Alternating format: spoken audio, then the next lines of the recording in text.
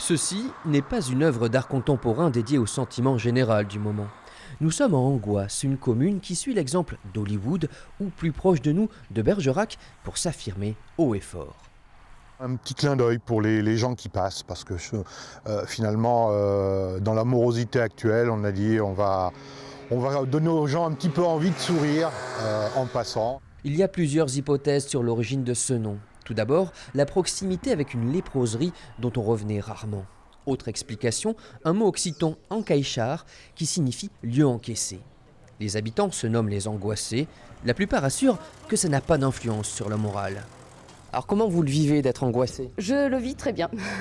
Vous avez jamais été voir un psy? Ah non, jamais, jamais, jamais du tout, j'en ai même pas besoin. Si quelqu'un est pris d'une crise d'angoisse ici, qu'est-ce que vous faites?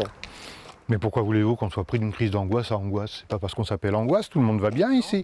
Il n'empêche, nous avons rencontré Marie-Hélène, une véritable angoissée. Et qu'est-ce qui vous donnait envie de venir à Angoisse? Je suis quelqu'un déjà un peu d'angoissé moi-même et je trouvais ça amusant. S'amuser à Angoisse, c'est possible. Il y a les parties de belote, les tours de pédalo sur le lac de Roufiac et le moulin de la Jarousse, un lieu étonnant où se trouve l'homme à l'origine de l'apparition des lettres géantes, Olivier Loux, qui a fait don d'un jeu qu'il avait en double. C'est quand même l'entrée de la Dordogne dans le Périgord vert, cette départementale qui va jusqu'à Sarlat.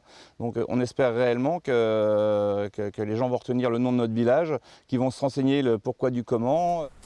Hyperactif, Olivier n'est pas du genre angoissé, mais il a tout de même fait une offrande au dieu Ganesh pour réclamer un peu de soleil.